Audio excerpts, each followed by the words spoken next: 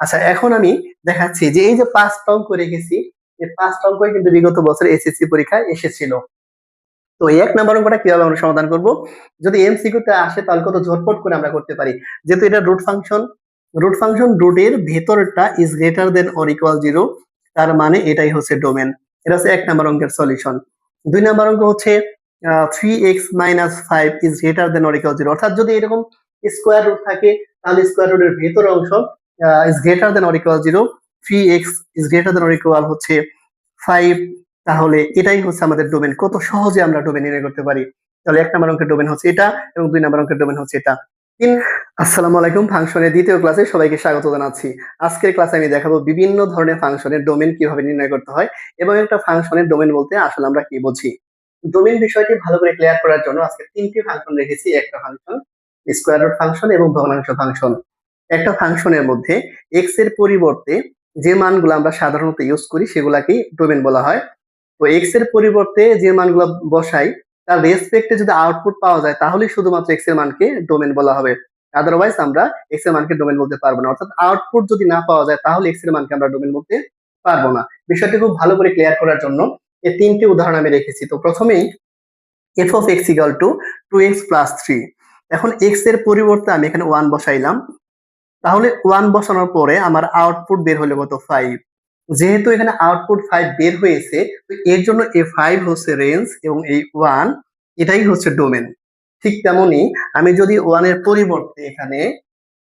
পরিবর্তে আমি যদি এখানে 0 ইউজ করি, 2 × 0 + 3, 0 + 3 = 3, তাহলে যেহেতু এখানে এক্স এর পরিবর্তে 0 ইউজ করার ফলে আউটপুট বের হয়েছে 3, তো এই 3 কে বলা হবে রেঞ্জ এবং ডোমেন বলা হবে 0 কে।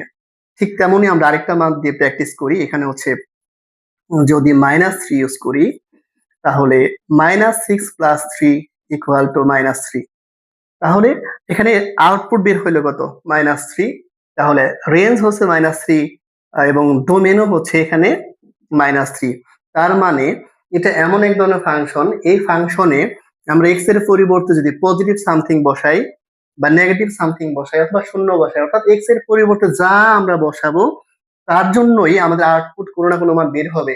অর্থাৎ ডোমেনে এখানে আমরা দেখতে পাচ্ছি +1 -3 0, এবং যদি দশমিক আমরা বসাই তারপরও মান বের হবে। এর জন্য এই ধরনের ফাংশনের ডোমেন হবে সবসময় বাস্তব সংখ্যা। ডোমেন হবে সবসময় বাস্তব সংখ্যা, এটাকে আমরা এইভাবে আর দ্বারা প্রকাশ করি। অর্থাৎ এই ধরনের ফাংশনের ডোমেন সবসময় বাস্তব সংখ্যা। কেন বাস্তব সংখ্যা? অর্থাৎ এক্স এর পরিবর্তে আমরা প্লাস মান, মাইনাস মান, শূন্য, দশমিক যে কোনো মান বসাইলে আমরা আউটপুট পাচ্ছি। যেহেতু এক্স এর সকল মানের জন্য আমরা আউটপুট পাচ্ছি, এর জন্য এক্স এর সকল মান অর্থাৎ সকল বাস্তব সংখ্যাই হচ্ছে ডোমেন। আচ্ছা, এখন আমরা এই ফাংশনটার দিকে একটু লক্ষ্য করি। স্কোয়ার রুট ফাংশন বা বর্গমূল, ইংরেজিতে বলা হয় এই সাইনটাকে বলা হয় স্কোয়ার রুট এবং বাংলায় বলা হয় বর্গমূল। তো এখানে এটার যদি ডোমেন বের করতে বলা হয়, আমাকে দেখতে হবে যে এক্স এর কোন মান বসাইলে এই ফাংশন থেকে একটা রেজাল্ট আসবে অর্থাৎ আউটপুট আসবে। তো এক্স এর ওই মানটাকে ডোমেন বলা হবে। তো দেখি আমি কি ডোমেন হতে পারে। ডোমেন এবং হচ্ছে রেঞ্জ। আচ্ছা, এখানে আমি যদি এখানে 8 বসাই এক্স এর পরিবর্তে, 8 যদি বসাই তাহলে আমার রেজাল্ট আসতেছে হচ্ছে √3। রেজাল্ট আসতেছে √3। যেহেতু এখানে একটা রেজাল্ট আসছে 8 বসানোর পরে, এর জন্য 8 কে ডোমেন বলা হবে আর এই যে √3 কে আমরা কি বলবো? রেঞ্জ বলবো। আচ্ছা, এখন যদি এখানে আমি 5 বসাই, 5 বসাই তাহলে এখানে রেজাল্ট আসতেছে কত? 0। রেজাল্ট কিন্তু আসছে। রেজাল্ট 0 আসুক, এখানে প্লাস আসুক অথবা মাইনাস আসুক, আসছে কিন্তু এটা রেজাল্ট আসছে যেহেতু, তাহলে এই 5 কে আমরা ডোমেন বলবো এবং এই 0 কে আমরা কি বলবো? রেঞ্জ বলবো। তাহলে আমরা আরেকটা মান বসিয়ে প্র্যাকটিস করি। এখানে যদি আমি 3 ইউজ করি, 3 একটু ভালো করে লক্ষ্য, এটা কিন্তু খুব মনোযোগ দিয়ে দেখতে হবে।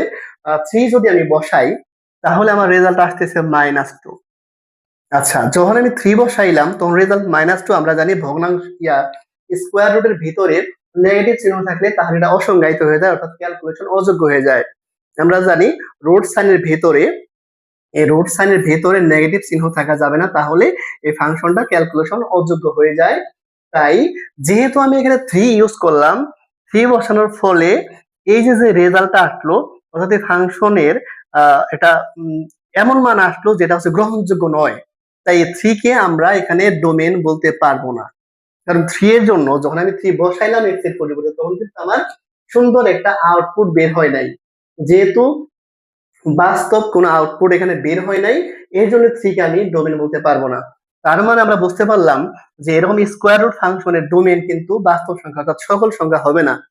সকল সংখ্যা হবে না, অর্থাৎ এখানে 3 বসালে কিন্তু হচ্ছে না। ঠিক তেমনি আমি যদি এখানে 2 বসাই, একটু ভালো করে দেখো, আমি যদি 2 বসাই তাহলে রেজাল্ট আসতেছে -3।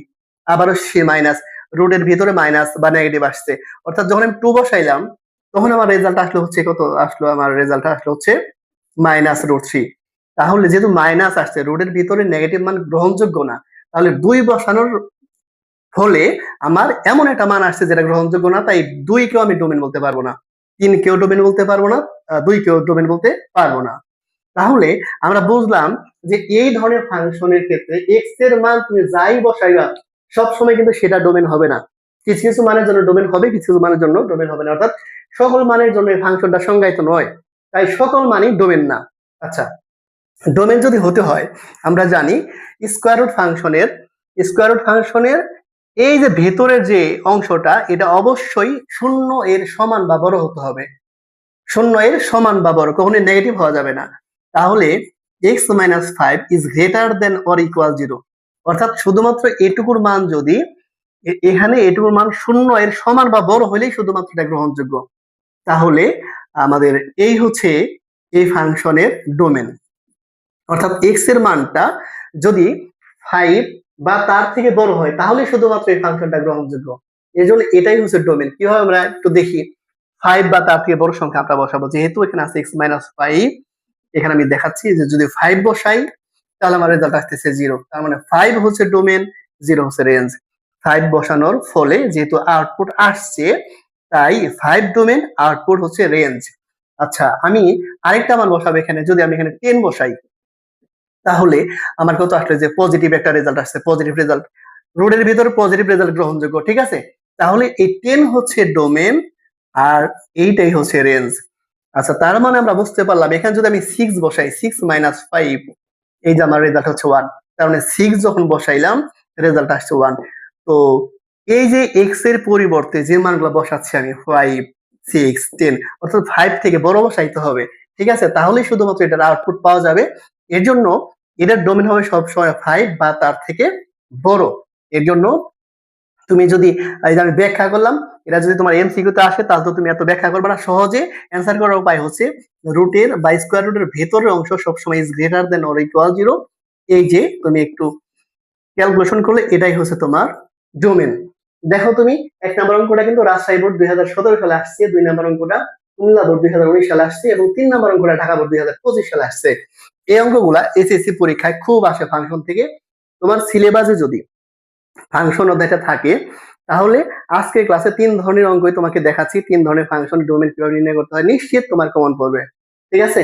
হয় নরমাল ফাংশন আসবে, অথবা ভগ্নাংশ ফাংশন আসবে, অথবা তোমার স্কোয়ার রুট ফাংশন আসবেই। এখন তোমাদেরকে দেখাবো যে ভগ্নাংশ ফাংশনের ডোমেনও সকল বাস্তব সংখ্যা হয় কিনা। এর জন্য আজকে এই উদাহরণটা তোমাদের জন্য রেখেছি। দেখো, আমরা ডোমেন বলবো হচ্ছে এক্স এর মানকে, এক্স এর মানকে ডোমেন বলবো তখনই এক্স এর ওই মান বসানোর ফলে আউটপুট যদি পাওয়া যায়। যেমন আমি যদি এক্স এর পরিবর্তে -2 বসাই, -2 যদি বসাই, তাহলে উপরে -10 বাই হচ্ছে 0। -2 + 2 কাটা কাটা 0। দেখো, এখানে কিন্তু ভগ্নাংশের হর শূন্য হয়ে গেছে। আমরা সবাই জানি ভগ্নাংশের হর কখনো শূন্য হতে পারে না। কোনো একটা ভগ্নাংশের হর যদি শূন্য হয়ে যায়, সেই ফাংশনটা অসংজ্ঞায়িত হয়ে যায়, অর্থাৎ ক্যালকুলেশন অযোগ্য হয়ে যায়। তুমি যদি একটু ভালো করে দেখতে চাও, তোমার হাতে ক্যালকুলেটর থাকলে তুমি দেখতে পারো 5/0, 5/0 দিয়ে তুমি সমান চিহ্ন চাপ দাও, দেখো ক্যালকুলেটর রেজাল্ট আসবে ম্যাথ এরর অথবা সিনট্যাক্স এরর, অর্থাৎ এটা সমাধান অযোগ্য একটা ফাংশন। এটা ফাংশনের ভগ্নাংশ ফাংশনের হর কখনোই শূন্য হওয়া যাবে না। শূন্য ছাড়া যে কোনো মান হতে পারে, পজিটিভ সামথিং অথবা নেগেটিভ সামথিং। আচ্ছা, তাহলে হর যেহেতু শূন্য হওয়া যাবে না, তার মানে হর শূন্য হওয়া যাবে না, শূন্য ছাড়া যে কোনো কিছু হতে পারে। এখন এটাকে যদি আমরা সমাধান করি, x not equal to 2, অর্থাৎ x এর মান -2 বসাইলে এটা যেহেতু অসংজ্ঞায়িত হয়ে যায়, তাই এই ফাংশনের ডোমেন হবে হচ্ছে সকল বাস্তব সংখ্যাই এটার ডোমেন হবে সকল বাস্তব সংখ্যা শুধুমাত্র 2 ছাড়া, -2 ছাড়া, অর্থাৎ -2 বসানো যাবে না। -2 ছাড়া দুনিয়ার সকল সংখ্যাই হবে এই ফাংশনের ডোমেন। আচ্ছা, এখন আমি দেখাচ্ছি যে এই যে 5টা অঙ্ক রেখেছি, এই 5টা অঙ্কই কিন্তু বিগত বছর এসএসসি পরীক্ষায় এসেছিল। তো এই 1 নাম্বার অঙ্কটা কিভাবে আমরা সমাধান করব? যদি এমসিকিউ তে আসে তাহলে কত ঝটপট করে আমরা করতে পারি। যেহেতু এটা রুট ফাংশন রুটের ভেতরটা is greater than or equal 0, তার মানে এটাই হচ্ছে ডোমেন। এটা হচ্ছে 1 নাম্বার অঙ্কের সলিউশন। 2 নাম্বার অঙ্ক হচ্ছে 3x - 5 is greater than or equal 0, অর্থাৎ যদি এরকম স্কয়ার রুট থাকে তাহলে স্কয়ার রুটের ভেতর অংশ is greater than or equal 0, 3x is greater than or equal হচ্ছে 5, তাহলে এটাই হচ্ছে আমাদের ডোমেন। কত সহজে আমরা ডোমেন নির্ণয় করতে পারি। তাহলে 1 নাম্বার অঙ্কের ডোমেন হচ্ছে এটা এবং 2 নাম্বার অঙ্কের ডোমেন হচ্ছে এটা। 3 নাম্বার অঙ্কের ডোমেন যদি তুমি বের করতে চাও তাহলে দেখো 2x - 3, অর্থাৎ স্কয়ার রুটের ভেতরের যে অংশটুকু সব সময় এটা is greater than or equal 0 ধরলে অটোমেটিক তোমার ডোমেনটা বের হয়ে যাবে। একটু ক্যালকুলেশন করো তুমি, 3/2। এটাই হচ্ছে আমাদের 3 নাম্বার অঙ্কের ডোমেন। একইভাবে আমরা 4 নাম্বার এবং 5 নাম্বার অঙ্কের ডোমেন যদি বের করতে চাই, যেহেতু 4 নাম্বার অঙ্ক একটা ভগ্নাংশ ফাংশন, আমি বলেছিলাম যে ভগ্নাংশ এর হর কখনো শূন্য হওয়া যাবে না। তাহলে রেজাল্ট আসলে কত? এই হচ্ছে আমার রেজাল্ট, অর্থাৎ x এর মান 3 হওয়া যাবে না। সুতরাং ডোমেন হবে কতটুকু দেখো, এইভাবে থাকবে আর বাদ 3, অর্থাৎ 3 ছাড়া সবকিছুই, সকল বাস্তব সংখ্যাই হচ্ছে এই ফাংশনের ডোমেন। এখানে যদি 3 বসাই তাহলে শূন্য হয়ে যায়। আচ্ছা, 5 নাম্বার যে অঙ্কটা, এটা হচ্ছে ঢাকা বোর্ড 2015 সালে এসেছিল। এর হর কত? নিচে আছে হচ্ছে x - 4 not equal to 0, x not equal to 4, তার মানে x এর মান 4 হওয়া যাবে না। x এর মান যদি আমি 4 বসাই তাহলে হর শূন্য হয়ে যায়। আমাদের কথা হচ্ছে হরকে শূন্য বানানো যাবে না। x এর কোন মান বসাইলে হর শূন্য হবে সেটা ডোমেন হবে না, সেটা ছাড়া সকল বাস্তব সংখ্যাই হবে এই ফাংশনের ডোমেন। তাহলে এটার ডোমেন হবে হচ্ছে আর বাদ 4। আচ্ছা, এই বাদ চিহ্নটা তোমরা কিন্তু এভাবে দিতে পারো, কোনো সমস্যা নাই। তো আশা করি আজকের ক্লাসে তোমরা স্কয়ার রুট ফাংশন, ভগ্নাংশ ফাংশন এবং নরমাল ফাংশনের ডোমেন কিভাবে বের করতে হয় খুব ভালো করে বুঝতে পারছো, এবং ডোমেন বিষয়টা কি সেটা খুব ভালো করে ক্লিয়ার হয়ে গেছে। পরবর্তী কোনো ক্লাসে আবার তোমাদের সাথে দেখা হবে ইনশাআল্লাহ। আসসালামু আলাইকুম।